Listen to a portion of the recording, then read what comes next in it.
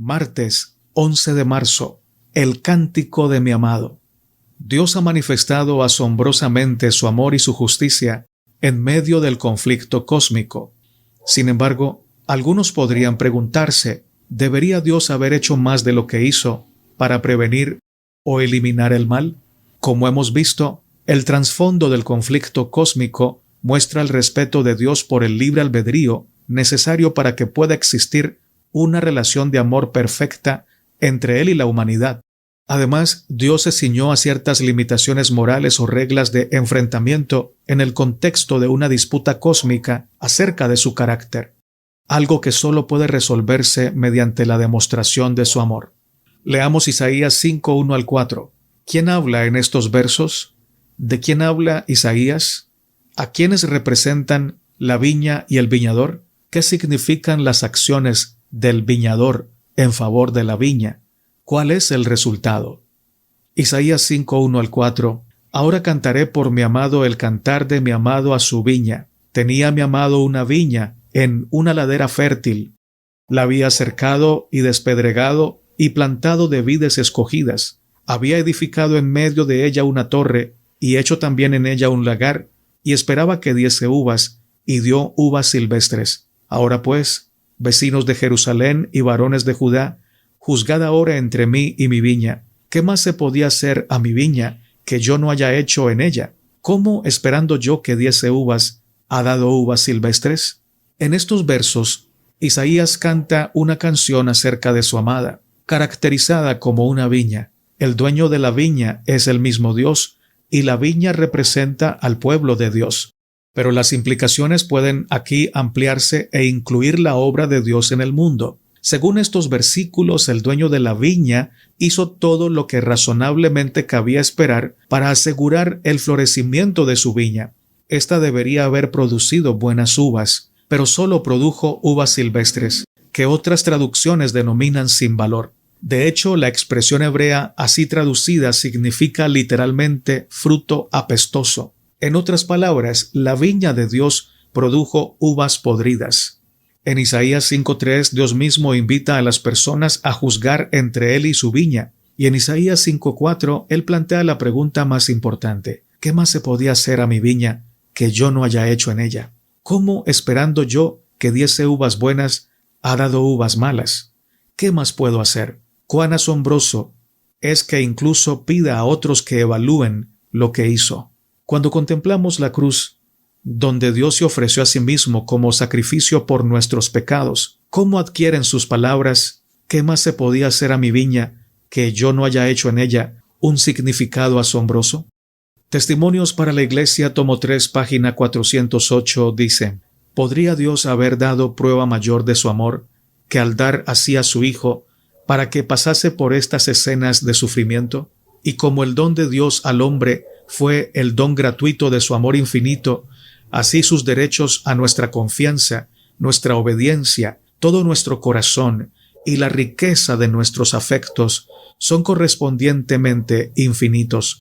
Requiere todo lo que el hombre pueda dar. La sumisión de nuestra parte debe ser proporcional al don de Dios. Debe ser completa sin ninguna reserva. Todos somos deudores de Dios. Él tiene sobre nosotros derechos que no podemos satisfacer sin entregarnos en sacrificio pleno y de buen grado. Exige nuestra obediencia pronta y voluntaria, y no aceptará nada que no llegue a esto. Fin de la cita. El cántico de mi amado. Isaías 5:4. ¿Qué más se podía hacer a mi viña que yo no haya hecho en ella? ¿Cómo, esperando yo que diera uvas buenas, ha dado uvas silvestres? Isaías 5:2 la había cercado y despedregado y plantado de vides escogidas. Había edificado en medio de ella una torre, y hecho también en ella un lagar. Y esperaba que diese uvas buenas, y dio uvas silvestres. El cántico de mi amado en Isaías 5 representa una de las más conmovedoras metáforas en las Escrituras sobre la relación entre Dios y su pueblo. Este pasaje revela el corazón de Dios de manera sorprendentemente vulnerable. El Creador del universo se presenta como un viñador decepcionado que ha invertido todo su cuidado, atención y recursos en una viña que, inexplicablemente, produce frutos inservibles. La metáfora de la viña es profundamente significativa en el contexto del conflicto cósmico. El viñador, Dios, realiza acciones específicas. Cerca la viña, quita las piedras, planta vides selectas, construye una torre de vigilancia y prepara un lagar. Cada acción representa el cuidado meticuloso y la previsión divina. Nada quedó al azar. Todo fue preparado para el éxito. Lo más impactante es la pregunta retórica que Dios mismo plantea. ¿Qué más se podía hacer a mi viña? Esta pregunta adquiere dimensiones cósmicas cuando la contemplamos a la luz de la cruz. En Cristo crucificado, Dios hizo literalmente todo lo posible, llegando incluso a entregar a su propio Hijo. La pregunta divina resuena a través de los siglos como un testimonio eterno de que el amor de Dios no podía haber hecho más. Aplicaciones prácticas para nuestra vida espiritual. Reconocimiento del cuidado divino. Así como el viñador invirtió en cada aspecto de su viña, Dios ha invertido en cada aspecto de nuestra vida. Reconocer esta inversión divina nos lleva a una gratitud profunda que transforma nuestra adoración diaria. Evaluación de nuestro fruto. La pregunta incómoda pero necesaria es: ¿qué tipo de fruto estamos produciendo? A pesar de todo el cuidado divino, ¿estamos dando uvas silvestres o el fruto que glorifica al viñador? Respuesta al amor divino. La dinámica del cántico revela que Dios espera una respuesta. Su inversión requiere un retorno, no por obligación legalista sino como natural respuesta al amor recibido. Apertura al juicio divino. Sorprendentemente, Dios invita a juzgar entre él y su viña.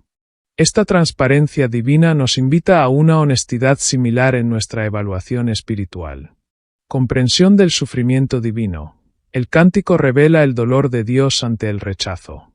Esta vulnerabilidad divina debe informar nuestra comprensión del pecado, no como mera transgresión de reglas, sino como herida al corazón de Dios. Cuando contemplamos la cruz, la pregunta ¿qué más se podía hacer? Adquiere su significado más profundo. El Dios que creó galaxias, se limitó voluntariamente para sufrir en una cruz romana. No hay mayor demostración de amor, no hay argumento más contundente contra las acusaciones del enemigo acerca del carácter divino. En nuestro caminar diario, este pasaje nos invita a vivir conscientes de todo lo que Dios ha hecho para asegurar nuestra redención. Nos desafía a responder no con uvas silvestres de ingratitud o indiferencia, sino con el fruto dulce de una vida transformada por el reconocimiento de su incomparable amor. El viñero no rehúsa trabajar por una planta tan poco promisoria. Está listo a prodigarle más cuidado aún. Hará más favorable su ambiente y le prodigará la máxima atención. Palabras de vida del Gran Maestro, página 170.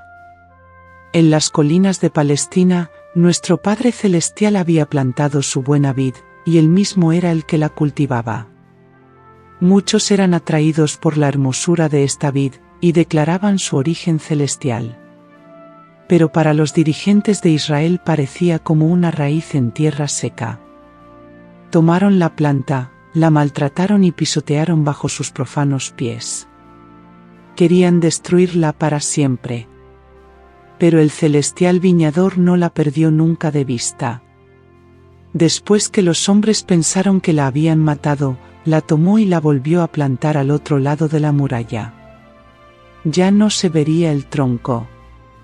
Quedaría oculto de los rudos asaltos de los hombres. Pero los sarmientos de la vid colgaban por encima de la muralla. Habían de representarla. Por su medio, se podrían unir todavía injertos a la vid. De ella se ha ido obteniendo fruto. Ha habido una cosecha que los transeúntes han arrancado. El deseado de todas las gentes, página 629. ¿Podría Dios habernos dado prueba mayor de su amor que al dar así a su Hijo para que pasase por estas escenas de sufrimiento? Y como el don de Dios al hombre fue el don gratuito de su amor infinito, así sus derechos a nuestra confianza, nuestra obediencia, todo nuestro corazón y la riqueza de nuestros afectos son correspondientemente infinitos. Requiere todo lo que el hombre puede dar. La sumisión de nuestra parte debe ser proporcional al don de Dios. Debe ser completa, sin ninguna reserva. Todos somos deudores de Dios. Él tiene sobre nosotros derechos que no podemos satisfacer sin entregarnos en sacrificio pleno y de buen grado.